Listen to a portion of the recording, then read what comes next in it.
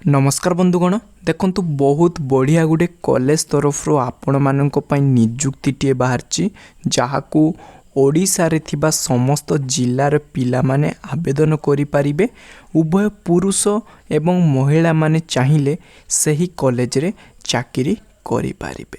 And सेथिरे qualification भी अल्प रखा जायछि जेमिति कि अष्टमटीए पास। तो जो माने अष्टमटीए पास करिसंती से माने 5 मिनिट समय दे यही वीडियोटी को पूरा प्रथम रु शेष जाए देखंतु जहा फल रे आपण संपूर्ण डिटेल्स बुझी पारिबे।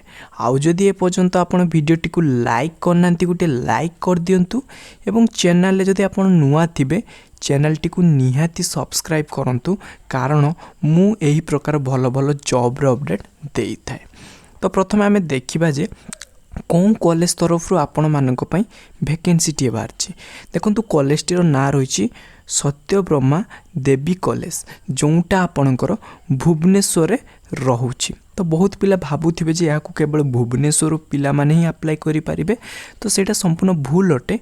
याकू ओडिशा रे थिबा समस्त जिल्लार पिला माने अप्लाई करि पारिबे।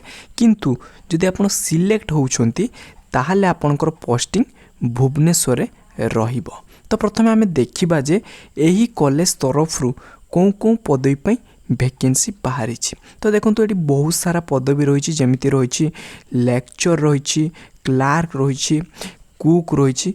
किंतु आमे सेही सब पदवी विषय कथा बा जो गुडी को मिनिमम जो माने अष्टम पास करिसंती सेही माने ही अप्लाई करि पारिबे। तो देखंतु मु कहिछि जेडी 3 प्रकार पदवी बाहर थिला किंतु जो 3 नंबर रे देखंतु आपनकर पदवी रहिछि कुक पदवी को जो माने अष्टमटीए पास करिथिबे अप्लाई करि पारिबे बा अष्टम रु जो माने अधिक मध्य पढ़ी छंती से माने कुक पदवी को अप्लाई करि पारिबे।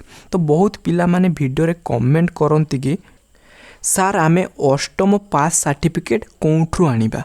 तो देखंतु आपण जो स्कूल ले पढुथिले आपण सेही स्कूल को जिबे एवं सेही स्कूल लु आपण निजर अष्टम सर्टिफिकेट एवं मार्कशीट को आनी पारिबे। एंड आपणकर एठी देखंतु अष्टम रे जहा भी मार्क थिबो आपण अप्लाई मध्य करि पारिबे। एंड एबे प्रश्न आसे आपण अप्लाई केमिति करिवे। अप्लाई देखंतु आपण को स्पीड पोस्ट किंबा रजिस्टर पोस्ट माध्यम रे अप्लाई करिया पई पड़िबो। तो एप्लिकेशन फॉर्म टी कोठू आनिबे एवं से फॉर्म को फिलअप करिकी आपण कोठ को सेंड करिवे। देखंतु प्रथम हमें देखिया जे आपण एप्लिकेशन फॉर्म कोठू आनिबे।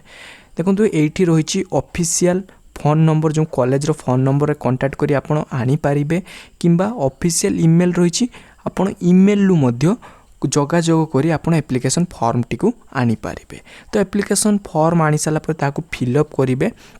एंड ता सहित आपण एजुकेशन सर्टिफिकेट देबे। देखंतु आपण अष्टम पास करथिबे तो अष्टम सर्टिफिकेट देबे। जदि आपण 10 सर्टिफिकेट रे भी अप्लाई करिया पे चाहछंती 10 सर्टिफिकेट मार्कशीट कॉपी देबे।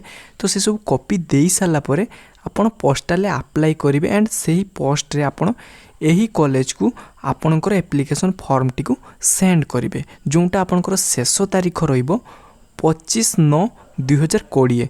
तो आपको यही तारीख सुधा आपणकर यही कॉलेज रे आपणकर जो एप्लिकेशन फॉर्म टी पहुँची जाइथा दरकार। जदि आपणकर परे पहुँचुची ताहले आपण जॉब पाई रिजेक्ट हो जिवे।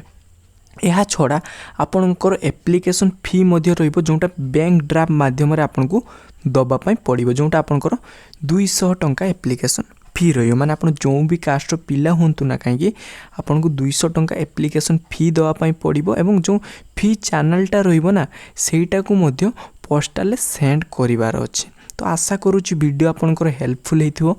जदि हेल्पफुल हेची निहाती लाइक करंतु एवं चैनल जदि आपण नुआ अछंती चैनल टी को निहाती सब्सक्राइब करंतु कारण मु एई प्रकार भलो भलो जॉब रो अपडेट देई थाए। धन्यवाद।